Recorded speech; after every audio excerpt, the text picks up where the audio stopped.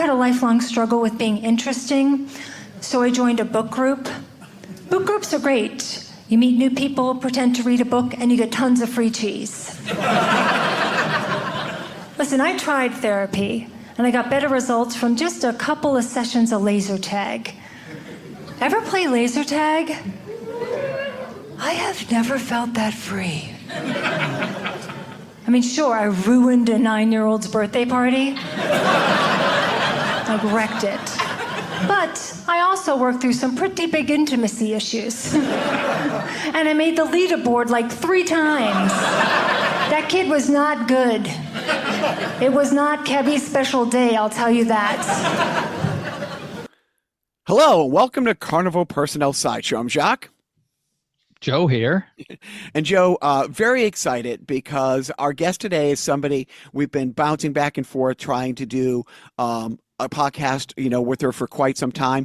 I think the first time I crossed paths was maybe I was on a show, one of the Jim McHugh shows. I don't know if it was at the wine. I don't remember if it was the winery or up in Portsmouth.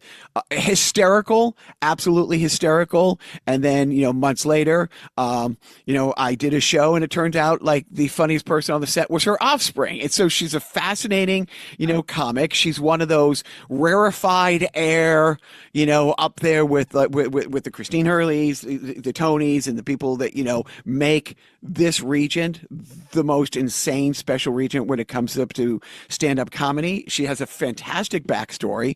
So enough of my yammering, and I welcome Kathe Farris. Hello, how are you?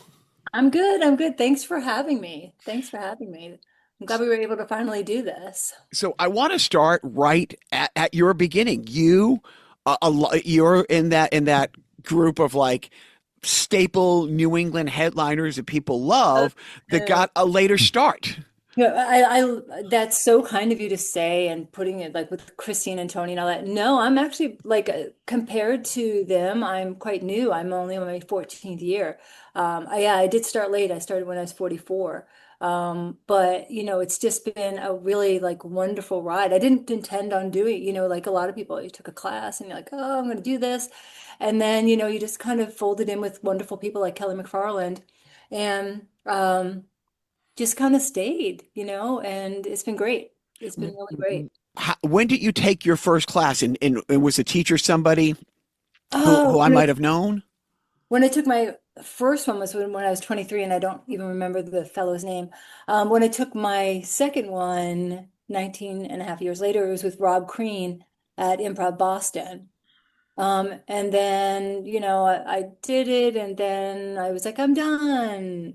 And then a couple of months later, I was like, I don't think I am. I understand now what you have to do and, get some time together and find an open mic, and this might be a neat thing to do. And Rob Crean is one of the friendliest people in the community. And I owe a lot to him because he made me feel just very welcomed. And I think that that's so important for all of us to be doing that. And then I took one with Dana J. Bine and Matt D. And then I was like, okay, now I'm just going to start doing this. And that's just I kind of fell into it, which I think a lot of people do. You take class and you think, wait, I think I can do this. Some go in, full steam, like, nope, this is what I want to do. I'm going to do this. I'm going to figure it out. And then many of us just kind of go in and stay. It's funny because I've had I'm going to say privilege to helping Mike Atrobis for the last year with a bunch of his classes. I go to a lot of them. I'll do some like sideline coaching and punch up, but it is great to see. The biggest thing that I've seen in this community is so many of these teachers, and I can speak specifically about Mike, after the classes, there's follow-up. Like Mike doesn't say, oh, come and take this class. After 6 weeks, you do the big graduation show. Best of luck. See ya. He has a lot of people who are older folks, maybe like some middle-aged people who've always wanted to do it. And he has now created a bunch of showcase mics, like a monthly thing. So you're not having to go to an open mic with a bunch of 22-year-olds trying to outgross each other. You know what I mean? It's a more It just a better place for people like me who got into this older and stuff like that. But it is an amazing community, especially the people who all the people like Rob that you mentioned, because I know Rob has a mic. Where is it? Midway On Cafe. Friday, yep. On Sundays, yeah. But how is that going to going from class to mics and then kind of trying to figure out how the machine works to go from that to starting getting booked? Like, how long did that take you to figure out how that part of the world worked? And was it your networking or your comedy that helped take that next step? That's a good question. Well, when I started, we really didn't have as many shows as we have now. Like there's a free bar show every night of the week, right? And even an open mic. That wasn't the case back then. There was only a couple of open mics and only a few shows. And most of those, like hard to get on because you had wonderful talent and you're just starting out. So you can't just go from there to there. So it really was just finding an open mic that I really liked and then like doing, contests and doing, they did have a few shows. Like actually Rob had a show at the Gas and that was just a great show. And so that was like the one like, oh, you want to get on that. So just having just a few things and then starting at the Comedy Studio and auditioning there and we didn't have as much opportunity as we do today, which I think in some ways is tough, but in other ways it was good because you had to hone your 5 minutes. Where nowadays, people who are coming in, they're expected to do maybe 10 minutes. And I know that sometimes they're like, oh, a lot of stage time is great, but sometimes it's not, like being able to concentrate on your 5 minutes and really hone that and curate it.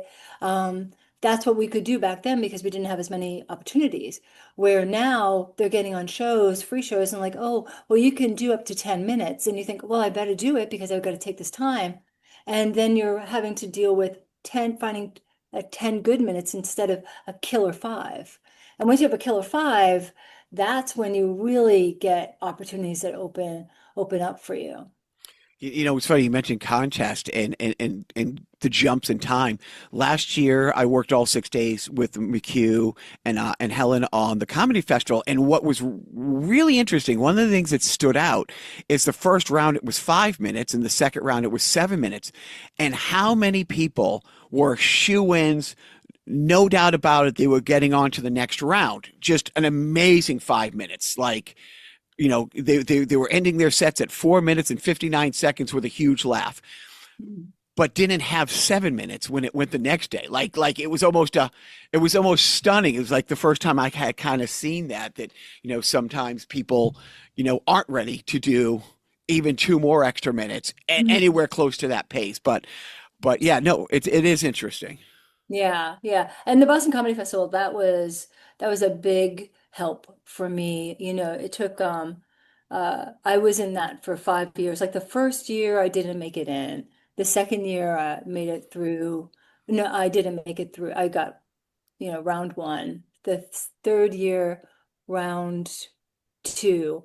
Fourth year, round two. Fifth year, I made it to the finals. And that was I'm really indebted to the McHughes about that too, because it's a good thing to kind of benchmark your own stuff against, So every year it was like, well, I want to get my tape and I want to work on what my 5 minutes is going to be. And that was a really good contest in doing that. I've never won any contest I've been in, I've never won any festival I've been in, and I've gotten so much work off both of them. Even in my second year, one of the judges contacted me and he was like, I'd like to work with you. Can I give your name around? I've gotten so much work off of losing. No, That it is. I work with I bounce back for to Boston, LA a lot. I work with Dante, the comic, out in LA, and he always says that it's like, yeah, even though he's been a headliner for like 25 years, he goes to festivals all the time. He'll be asked to be a judge sometimes because of the networking and it's true. It's like, my friend, Mike had, really suggested that our friends, Wayne Anthony, two of mine and Joe's best friends since, Joe and I got into the stand-up thing a few years ago. He had us do the Wicked Funny contest last year. We all made it through to the final. None of us won it, but like Matt Mishi hosted my night and instantly gave us a couple shows. You know what I mean? Just That's exactly it. I love that. I love that. Mike, actually, his contest is coming up this weekend. It's actually right now. I'm judging tomorrow night. I'm judging the finals of Mike's contest tomorrow. So that was yesterday, because this will drop on Monday. So we're in a time for which is future, right? well, it's funny because I will be there Sunday because I am hosting a show tonight for Mike, the legend, the Viper, Ken Rogerson. I have a show with him in New Hampshire at 6, and then I have to wrap the show at 8 and drive because I'm on the 9 o'clock show at Steve Sweeney's Comedy Den. Oh, okay, all right. So I will, and so hopefully we will be on the same show tomorrow. And so no, it is the networking, and also the camaraderie. You meet so many great people, like, and that for me and for Joe doesn't do stand up, but he writes with me all the time. We have, in the last few years, just accumulated this new circle of friends, like real friends that we hang out with outside of comedy and stuff like that. And it's just ridiculous how much fun this can be. Yeah, I mean, if you remember, right, if you protect it and you remember that too, I think, I hate when I see like, let's take, for example, like people taking classes and it's great and the showcase goes well and they're on cloud nine, like, I'm going to be doing this. I wanted to do this all my life. I'm going to be doing this. And then they're in it for a little while and, they're in it with other people they took a class with. Then they're looking side to side and they're comparing, like, why didn't I get that? Why didn't I get on this? And you easily get discouraged and tormented. And you just got to keep your blinders on and be like, well, why did I do this in the first place? I taught for like 5 or 6 years with Improv Boston and with the studio.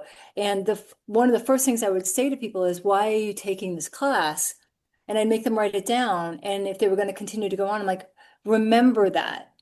Remember that when you're complaining about not being able to get this or you're discouraged about that, because the whole reason you did it, like my one was, I just want to get booked on a pre-book show.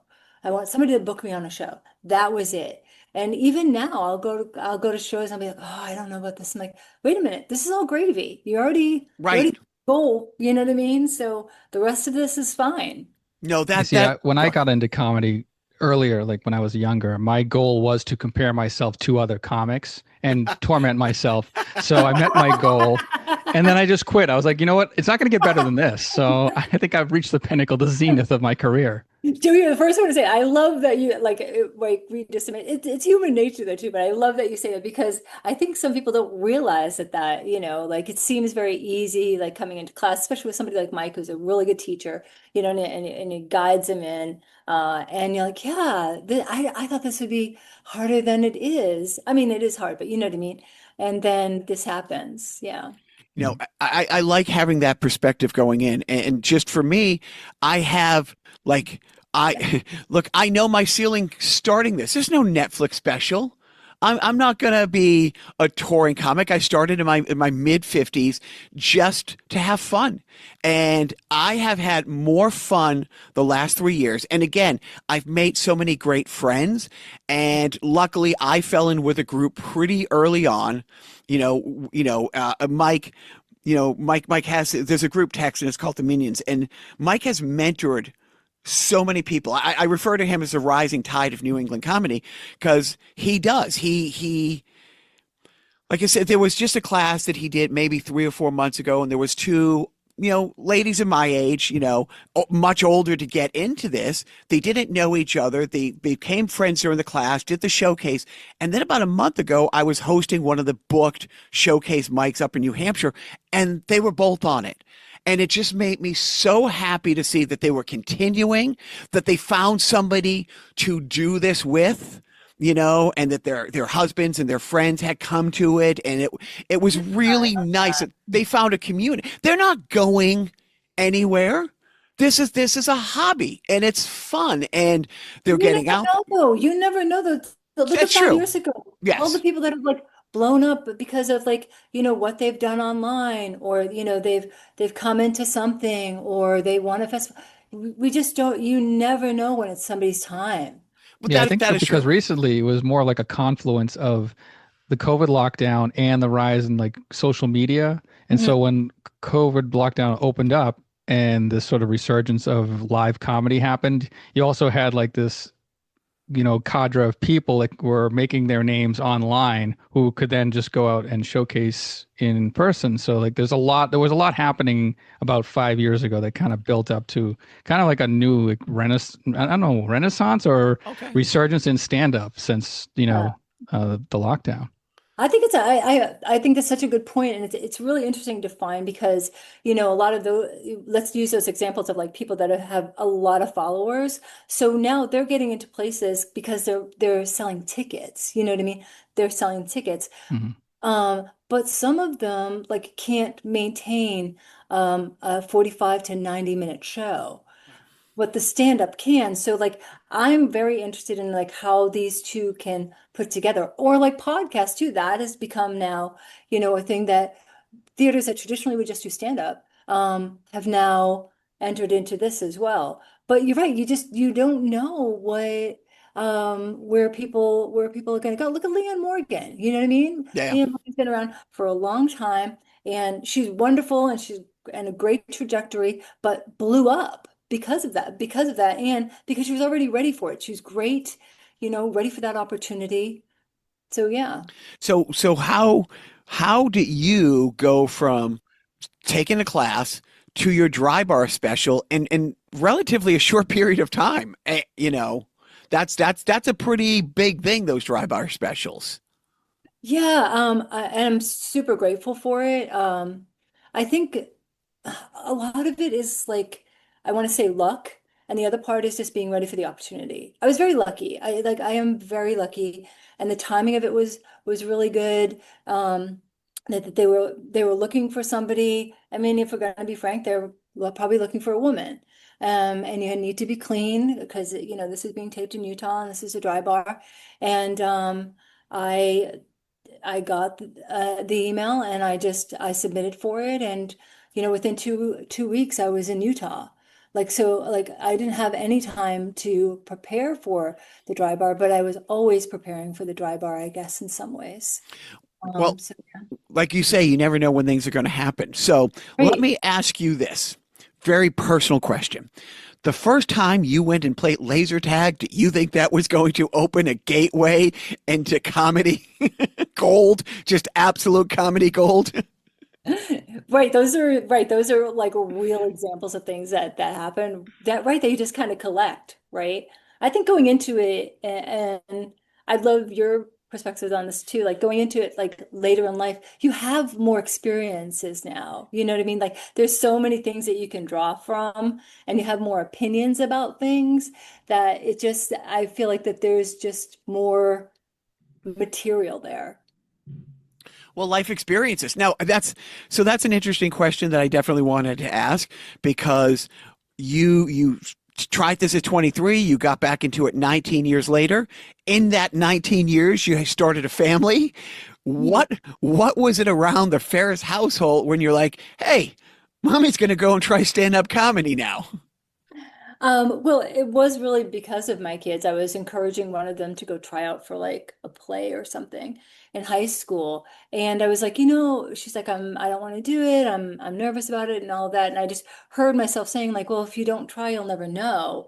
And I was like, you know what? That's so true. I'm just so tired of like, I was just at a good point in my life where it's like, why don't I just take a class, try to role model it. I was petrified. I was really nervous about even signing up for the class. And even when I was doing comedy for the first like year or two, it wasn't, I loved doing it. I loved writing, but it was, you know, terrifying. I always would say it was like terrifyingly wonderful. Like, because I wanted to do it. I wanted to do it so bad, but I was always so nervous doing it. It took a couple of years for me not to be that nervous anymore.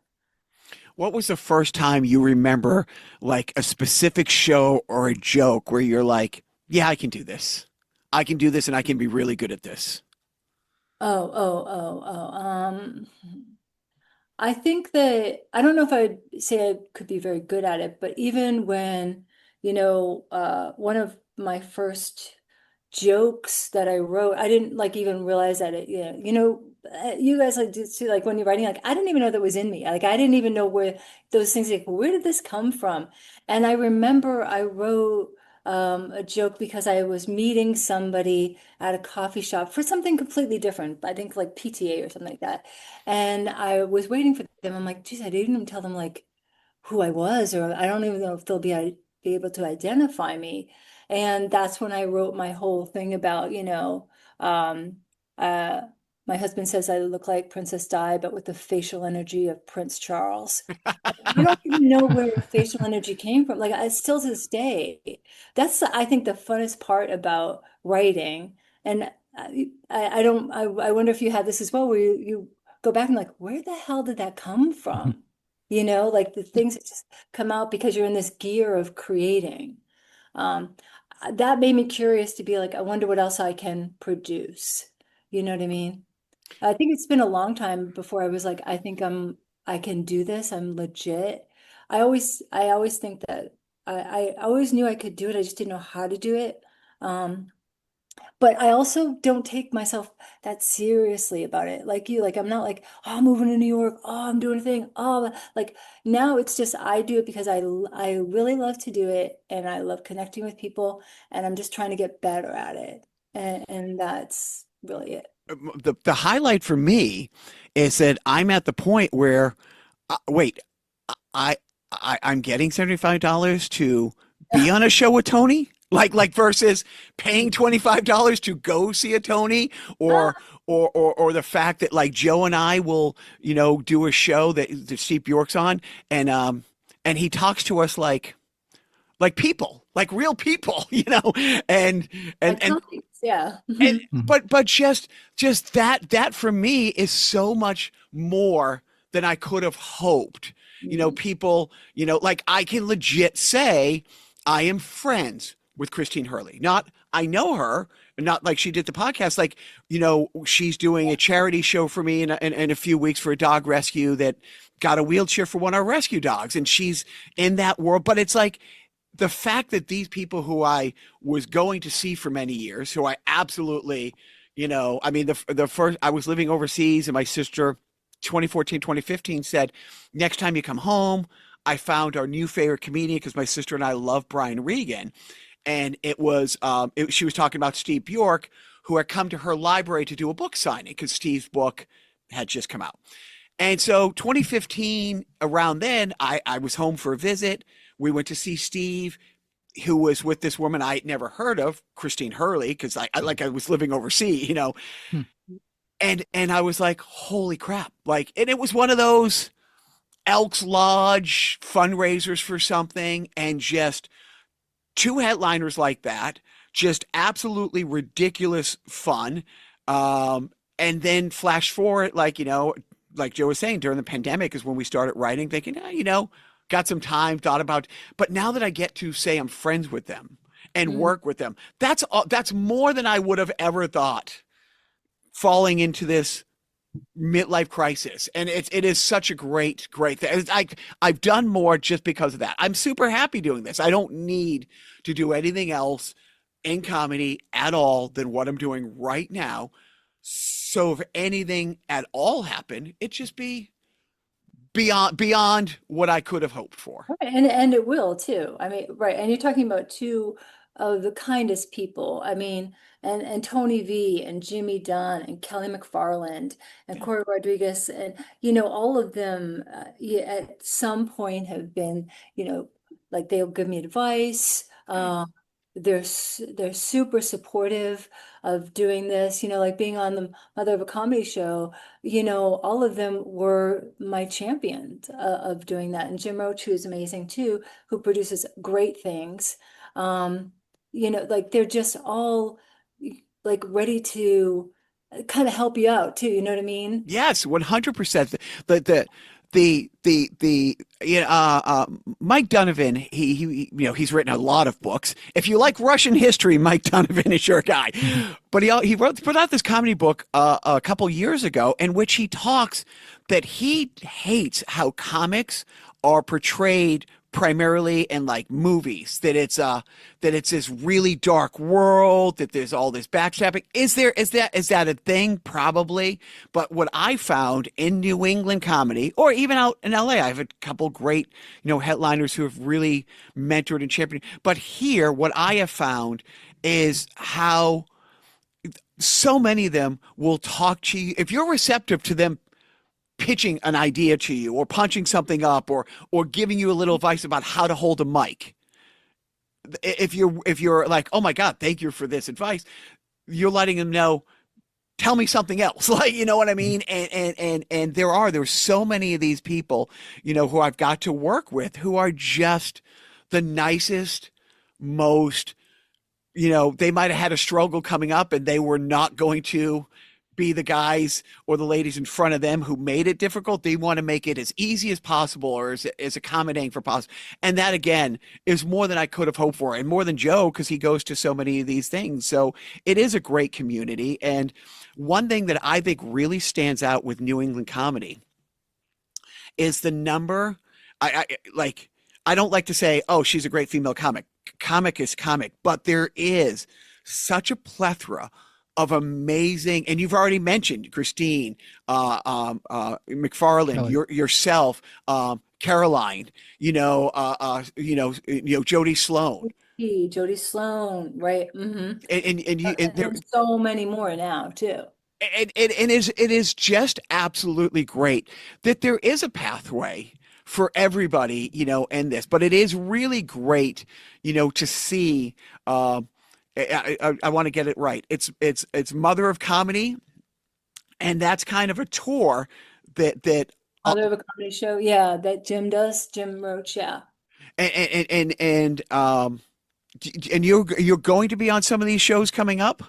Yeah, so I'm going to be on some of those shows in September and October. And then I open for Justin a few times too, which is great because I'm a huge fan of his. So I just love watching him work. And I love theaters, and especially in New England. There's so many wonderful little theaters that I just kind of got addicted to. So I really try to see about getting into those.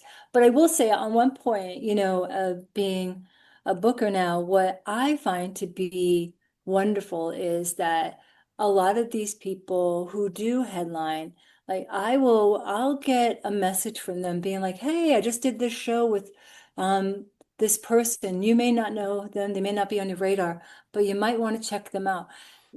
They quietly and silently vouch for people that people don't even know. Like they don't even know they do this. And sometimes they do it like that way too, to take pressure off me. But also I love the fact that there are so many eyes out there. Or like I'll reach out to other producers to say like, what do you think of this person? Or like, is there somebody I should be looking at? That kind of thing. Because you can't be everywhere. And I'm only one opinion. So it's so nice to have a community, especially at that level, that does that. No, and I've been a beneficiary of that. I've gotten phone calls from people who have said, "Hey, headliner A said, you're good at this, or you're good. Hey, I got a show that's kind of this, and I think you're right for that because you did." No, and that is what I did not expect to happen. Those are the things that, because you don't like the news doesn't start off, the 11 o'clock news doesn't start off with they rescued another kitten from the tree. You only hear the bad stuff, like but you don't hear these acts of kindness that happen in this community, all the time. I mean, in some ways though, I will say like you're fortunate, like, and so was I. And it doesn't happen all the time. And I do think that there are people that are kind of feeling stuck. And so in that way, I would say, like that's kind of everybody's responsibility. I feel that kind of responsibility because I was welcomed into this community. I am, doing the things that I want to do. Helping somebody else doesn't take it away from you. Right. I think it's like if everybody took that same responsibility of like helping other people out, like what's a guest spot here or there? What's that, especially on like free bar shows or something, getting people from this open mic to a book show. Like that kind of progression it's important. Well, one of the best pieces of advice that Mike gave, Mike ran a hosting class about a year and a half ago. That's good. Well, it's funny because he said that nobody wants to host. Everybody, I want to get a book show. I want to be an opener, move into a feature, be a headliner. Nobody, I really want to be the best host I can. Like, and he's like, dude, it's a different pathway in. But in that class, the best piece of advice Mike gave that might be the best piece of advice to anybody who wants to do this. Go to the open mics, constantly write, all that, of course, but go to shows, go to real shows, go and see, because it is such a small community. If you show up and you're going, let's say you're going to go to one show every 2 or 3 weeks. If you're hitting Wicked Funny 2 or 3 times over the course of 2 or 3 months, Chris Flahive's going to know who you are. And one of the other comics might know you and say, "Oh yeah, no, I did something with it." Or the first time I did a 5-minute thing, I went to see Steve Bjork. I've been doing it for a while. I take Mike's hosting class. I thought it was just Steve headlining. I didn't know Mike was hosting. It was his thing. And Mike comes over and goes, "You want to do 5 to start the show?" So unexpected, but it was the first time in front of like 60, 70 paid people that I went up there and I didn't wet my pants. Almost it did. And then I told a joke that probably Joe wrote for me. And afterwards, Steve's like, "I wish I wrote that joke. That was great." But which if I had stopped comedy that day, it would have been fine. But then Steve's like, and comedy would have been better. And comedy would have been much better. Comedy would appreciate. Thank you, Joe. I wrote that. But then Steve was like, "This was great." But it goes, "Can I throw something at you?" I'm like, "Oh my God, wait. You just gave me a compliment that I never imagined I would get from my favorite comic. And now you want to help me be better?" And that's the kind of stuff. If you go out, there are different ways to do it. But now I want to get back to your comedy. How much do you write, and do you like the writing process or the performing process? Which is your favorite, or is it both the same? I like writing more. I think I feel safer in that. The advice that I was getting was, get out of your notebook. Like I like to write a joke. I like structure. I like all of that stuff. And I found that at the beginning that served me really well. But then it became, I think, the thing that was holding me back. And during the pandemic, we were doing this show called The 4 O'Clock Funnies, and I was able to be on it with Kelly McFarland and Christine Hurley and Jane Condon. And that like made me have to learn how to just be there and banter, especially with these 3 powerhouses. I mean, it was like CrossFit, crazy. So I would say I like chasing a joke the best. To me, that's the best thing. Like, oh, I know I have something and I'm trying to work on it. And I'm pretty patient with things. I'm very methodical about my stuff. Like it moves real slow. But that's my process and I don't apologize for it. And now I do enjoy performing maybe just as much to see like, oh, I wonder how this is going to work out. And trying to have more engagement with the crowd. Kelly had taught me a long time ago where, every show is one opportunity to make a connection. We're never going to have this experience again. We're never going to be here. It's never going to be this group again. So try to make it the best thing for them, not for me. So stop thinking about myself and like, oh, I hope I do well, blah, blah. Now it's more of like, I hope they enjoy it. Like they had to put on pants for this and pay $20. Put on pants. Like, this is really about Not them. me. I'm not going to conform to that norm. Well, we know Joe. Yeah, so it's just taking it off that and doing that. That has made me enjoy performing more. in your house, you have a new joke. Do you run it? Are you the funniest person in your house, or as everybody in your house think you're the least funniest? Because there's so many comics I talk to whose family is just over it. Like, Yeah, you know, yeah. My family has been like really supportive. Like when I first started doing it, I was kind of just under the radar. My husband's like, "What are you doing?" I'm like, "I don't know. Let's just see where this goes." And then, Jessica got into it. I think my whole family, we have the same kind of, my husband and I have the same kind of humor and sensibility. Jesse and I have the same kind of cadence, but my daughter Kendra is the one who has a really good ear for it and like editing. When I first started, she would watch my tapes and she would be able to say like, the problem is I mumble a lot and I'm very soft-spoken. She's like, only the first two rows could hear you. That's why that thing didn't land. Or blah blah blah. Like things like that. So getting her perspective on that, and then being able to write with Jesse, like has been terrific. So I think we all kind of share in that. And I think the best part about comedy for me is that my family is so supportive and they're so that's great. like respectful of it. Like they're proud of me. And that, that's just crazy great. That's the best part of it for me, that I feel how respected, like they're proud of it. A proud family, a respected Yeah. family. I don't know. I got Only to look about, into only about this. I that got girl, to. only about that. The Oh, rest, right. Okay. the rest of it, no. Do you Now think she your younger daughter, maybe, or your daughter that was editing and looking at your tapes, do you think she kind of relished in the opportunity to criticize her mom and just say, Yeah, finally I can, you looked a little unsure of yourself there, maybe get more confident. yeah, probably, and probably because I really took advice. Yeah. So No, but that's all great. It's great to be, it's because, yeah, it becomes kind of like a family affair, where you're not just kind of like in a basement, doing, oh, mom's writing her comedy. She can't talk right now. It's like, no, you're including everybody. you know yeah, they were embarrassed by me, which was good because first couple of years I was like, oh, I don't know how this is gonna go. Mm. now your daughter Jess is one of my favorite comics to work with. She just her humor it just is so different. Like, there, I mean, and it's just her perspective is great. And but it's interesting. Are some of the shows that you've got to do together, are those some of your favorite shows, or are those a little tougher? What is the process when you get to work together?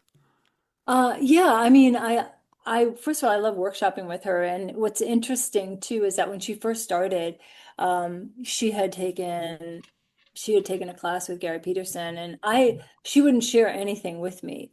Um, and when I saw her student showcase, we have the same cadence. Like her and I have the same kind of like our rhythm of how we do, how we hear a joke is the same way. So it's so interesting like that because for people like, did your mom write that for you? And I was Right. like, I don't even know what that is. You know what I mean? Like, because she talks about some like weird, like really weird shit. I've got two kids that, are into cosplay and anime and Dungeons and Dragons, all of that stuff that I've lost a ton of money to, Hmm. that I wouldn't even know how to write that. Yeah, I really do. I do love working with her. And we just did Mother's Day shows. We hosted Mother's Day shows together, and Kelly and Christine came on to to be that part of the show, and we were just so thrilled about that. And that was fun. I think like we had a whole weekend of them, and by the middle of the weekend, when we're getting into this groove, that was neat. No. The nerves leave, and you're like, why don't we try this? And let's just have fun with that. And that, yeah, that was a really just like a nice memory for us. I love it because there is this wave going on where Robert Prince's son Ethan is I work with a lot and is killing it, and Christine's daughter Libby just did a Katroba's class, and she is beyond hilarious, and I hope she sticks with it.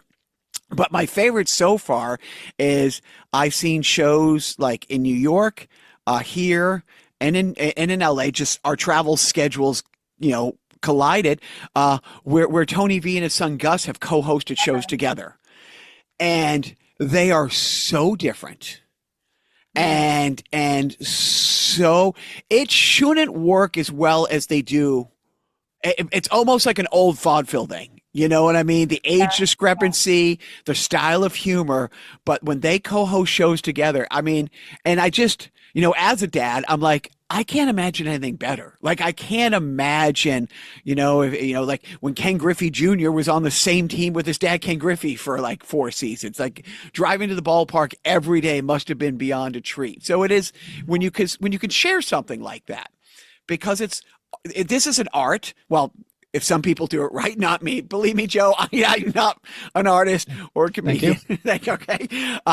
But seriously, when you can share such a personal thing like comedy, with Offspring, it's just got to be one of those beyond unexpected benefits when you got back into this at 44. Yeah, oh, absolutely. And with Jessie having her things too, where she was in college and then in grad school, and and she's engaged now. So she's got a lot of big life stuff happening too, where, comedy's still a part of it, but she's got all these other things happening too. So it is nice that we have, well, we're very close anyway. I'm very close. I'm kind of a helicopter parent with both of my girls. In fact, Kendra and I just had lunch with Jessie. We just drove to her place and sat in the parking lot in my car, and we just had lunch together. I'm like, there's a problem here. No. The problem is you don't get to do it enough. That's the problem. Yeah, right. Exactly. So it is nice when we're able to do that. And one of the things that I say to her, and I say to other people that start this too, is that comedy's going to be there too. Like, sometimes, it doesn't have to be a hamster wheel. And if you're finding that it's a hamster wheel, or like you're concerning yourself with like getting out enough or this, and you're not enjoying it, step back from it, take a break. You know what I mean? I think Liam McCurk's article in the Globe, I thought, was just a phenomenal.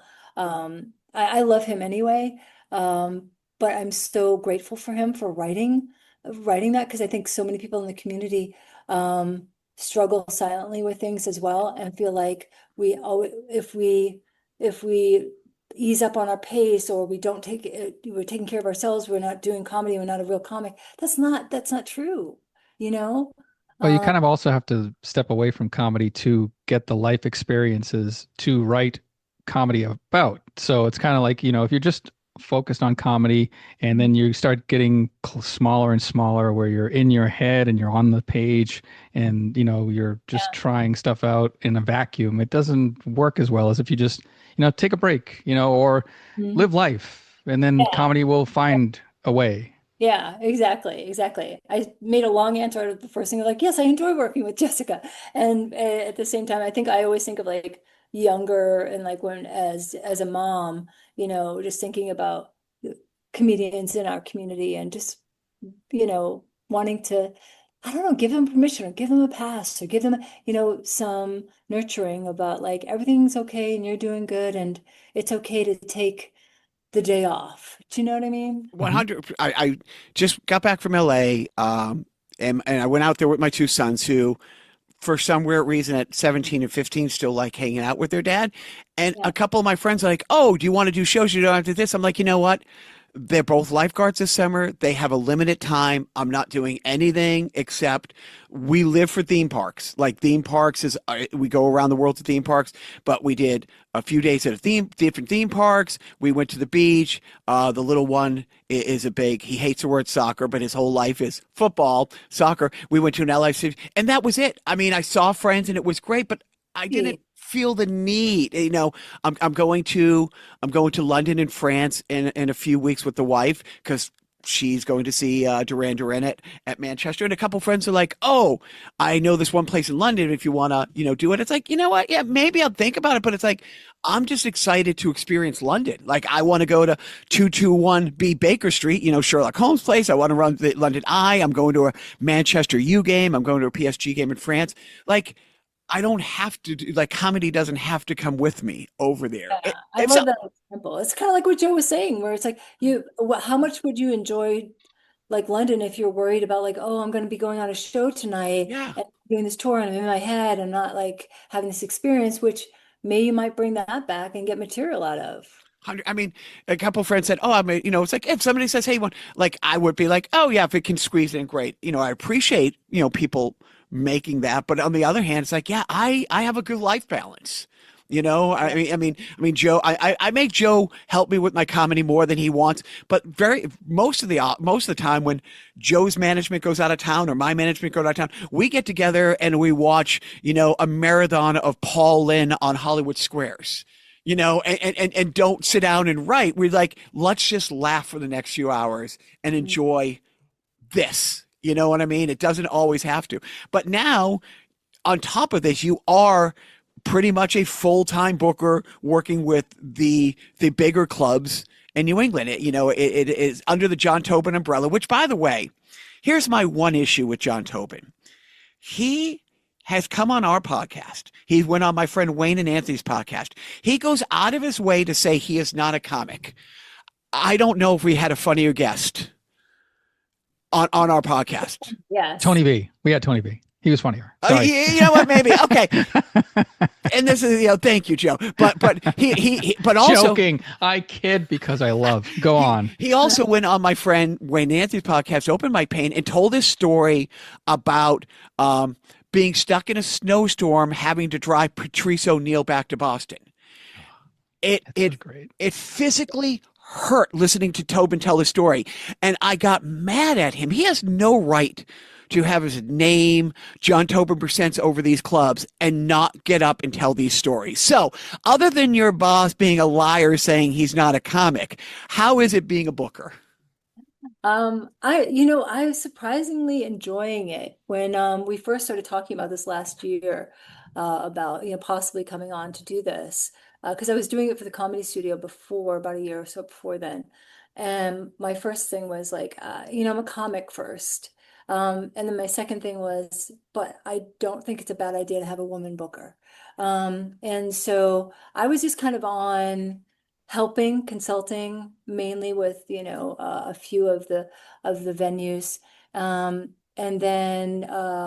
then it became available and I'm not the full-time. I don't do everything in there. I'm very much part-time doing it. But I enjoy it and I really like working with John and I really like working with Ryan Cott.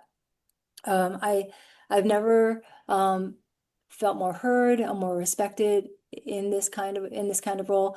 It's I don't like being above the radar. I don't like that part. I only make a few people happy, at a time, and then the other people are angst that they think that I don't like them or what have you, and that's further from the case.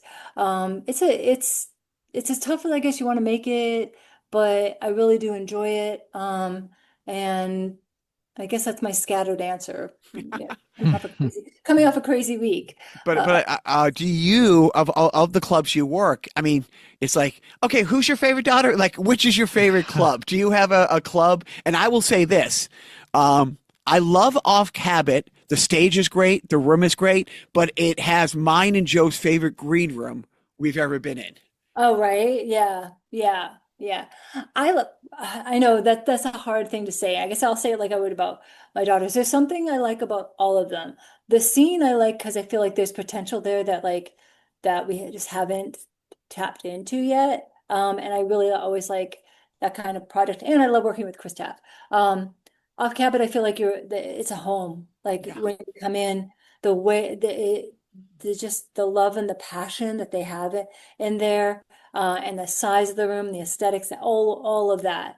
And the commute, a little bit. And then laugh, just that's the pinnacle, right? That's the thing where that's the big stage. And you feel that, and working with Joanne Blake and her team, yeah, I haven't seen anybody come off an opportunity of like a weekend being like, wow, I would love to do that again. You know what I mean? Right. That's a And I great think feeling. that it's like kind of like a spa of it. And that's the thing that people are working for. So that's my thing about all of them. I do like booking.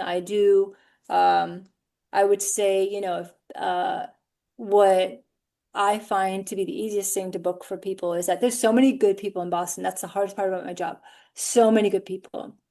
Great hosts, there's great features, there's great headliners, and there are people sprinkled in between that. And that's all over New England. So that's the difficult part. Um, but if you're looking for this to be your thing, like work on your five, but also like be a good comedian, but be reliable and easy to work with. Hmm. Like those two things together, that's magic. Yeah. There's so many good comedians in here.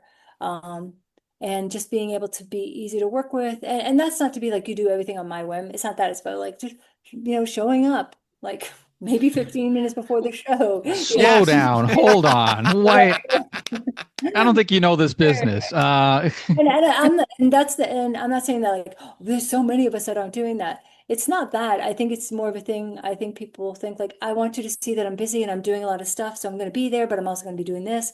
Like that doesn't show me that, just be professional, just be easy to work with. It's and it's funny because it is such it's a big community. There's shows, there's 30 shows going on within a 50-mile radius of anywhere in New England. And there's so many great ones, but it's also a tiny comedy world.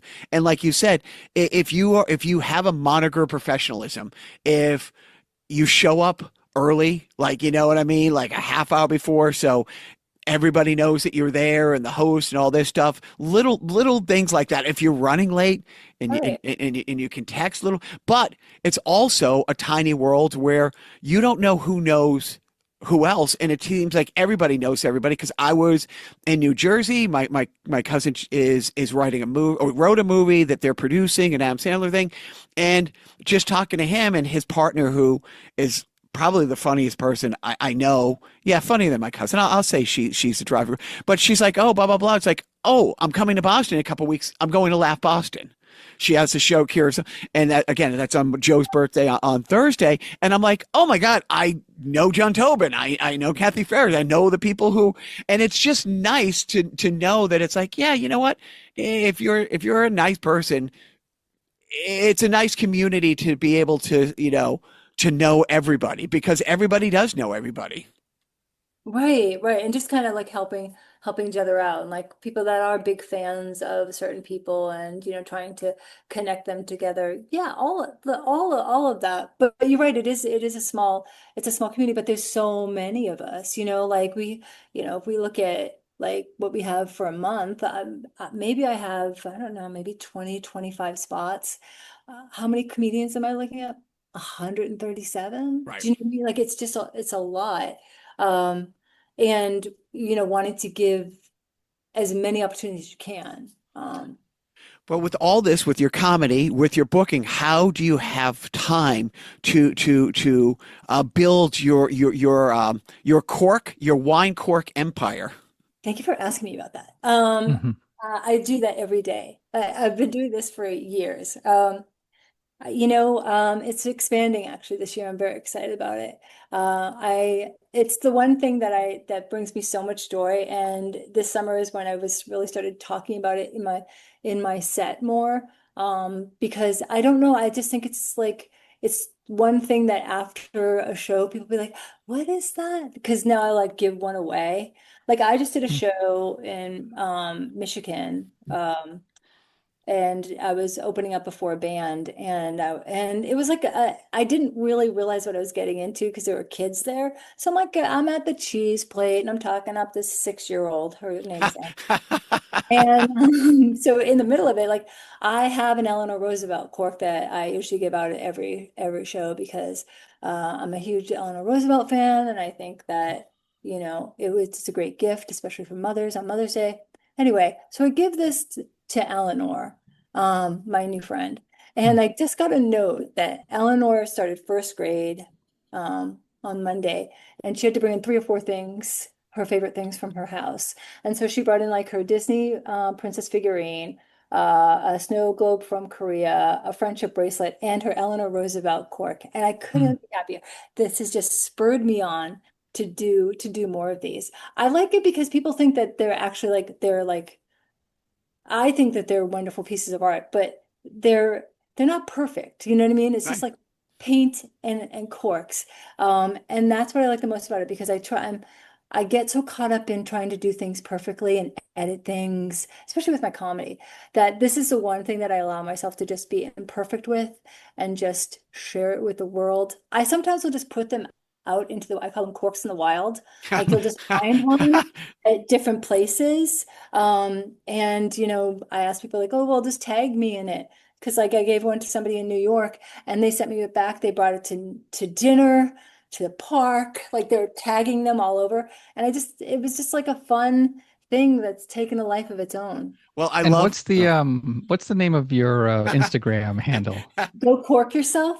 Yes, thank you. I just wanted to hear you say that. Get that plug in. No, I love that you do these theme things where you had the women of the Revolutionary War. Right. Yeah. And I follow so many, I like to pitch you a couple cork ideas if I may, because Okay. I follow some amazing sites that I get so upset. There's one site that I follow on Instagram. I wish I could remember it. The number of women scientists who weren't allowed to have their name on the submission to the Nobel Peace Prize, whose either husband or partners had to get. If you do a deep dive in it, it is breathtaking how many of the most amazing scientists over the last 200 years weren't allowed to have their names on papers because this publication didn't allow like papers to be published, and even if it was her husband's name first and her second or whatever. If you go down the rabbit hole, like NASA, and we only went to the moon for two reasons. One, Operation Paperclip, where we grabbed a bunch of Nazi scientists, and two, like the most amazing, like if you know the story of Jack Black's mother, Jack Black, Yeah. his mother was literally in the delivery room with him doing some mathing that only she could solve with one of the Apollo missions. Like she got one of the Apollo missions Oh, back. yeah. But, Yeah. but if you fall down that rabbit hole, I mean, I don't I'm know. not, I'll probably do like two Google searches, but then I'll get an image and I'll make one up of them. Which is, I mean, it's amazing that you do. And the other one that I love, Hamilton, my favorite play. I love it. But very few people know that Elijah Hamilton outlived him by 50 years, created the, orphanage system in New York. Like her life should have been the movie or the play. Like, yes, Alexander Hamilton, great, all this stuff, amazing play, amazing play. But when you look at the life that Elijah Hamilton lived after her husband died, you know what I mean? It's she lived to like her mid 90s and stuff like that. So when I heard you talking about your women of the Revolutionary War, I'm like, good. That there's not enough. I don't care if it's on Cork or whatever. That somebody's out there, doing representation of these forgotten heroes. So, Yeah, so I mean, also I've done Janet Yellen, who is the former awesome. secretary Yes, of yep. State for Hamilton, but and then Kathy Bates. Like I guess I'm just skimming the surface, but I could do a deep dive into some women's stuff. Now, Yeah, but then I do like TSA agents and like the Jiffy Lube technician, because you just don't everyday people. You don't yeah. know what people would want. Yeah, but I'm excited about doing more of them. Now, how do you come about your supplies? Are you drinking 10 bottles of wine a day? Are you just People donate okay? Oh, wow. to me. Somebody, a good friend of mine, her father had passed, and she said, Kathy, I have all of these wine corks. And in fact, I did some corks, and I was like, these are from your father's collection. So people give them to me because I really like the plastic ones, but the cork ones themselves tell its own story. So now I'm working on ones like I'm working on a new one now about, it's a way to tell a friend if they have a suspicious mole, because so many people have like little abnormalities about them, and it's like a hard thing to be like, hey, Janet, you should get that thing checked out, right? Like instead you could just give them this and they're like, oh, what's wrong with that? And like, it might be a suspicious mole. That is brilliant. Oh my God, that is brilliant. Kathe, I can't thank you enough because you're you're a beloved New England headline comic. You are a show producer. You are this artisan, and you're a mother and a wife. You got so many things going on. You made time for Joe and I can't say thank you enough. Well, thanks for having me, and hopefully I see you on Sunday. Yeah, no. Yep. So, hopefully I see you yesterday. So we will post all the places you can follow us. We'll probably post like "Go Cork Yourself Twice," I think, in the bio, Joe. I think that's the way to go about it. Sure. I think that's a fine idea. Yeah. Are there any other Instagram handles you want to promote, Kathe, for your comedy? Well, I like Go Cork Yourself has its own, and then just mine, Kathe Farris, on all of the platforms. And where can you get the album Have You Seen This Woman? Where is that posted? You can get that anywhere you get your podcasts. Oh, okay, fantastic. And the Dry Bar special is on YouTube. Yeah, the Dry Bar, or you can go to Dry Bar and buy it if you want. Yeah. And there's a link to it on your website, kathefarris.com. Yes. Yeah. And hopefully we will see you with some of my favorite people at the Mother of Comedy shows this fall. Oh, that's great. Yeah, they're all on my website as well, all those links. So is it the Mother of a Comedy show in Lexington, Massachusetts? Yeah, that's the first one that I'll be Okay. on. That's in September. Yep. Yep, September 19th. Sure, yeah. 2025 for those of you listening in the future. You're going through the back catalog of Carnival personnel. But yes, Kathe, thank you so much for coming on.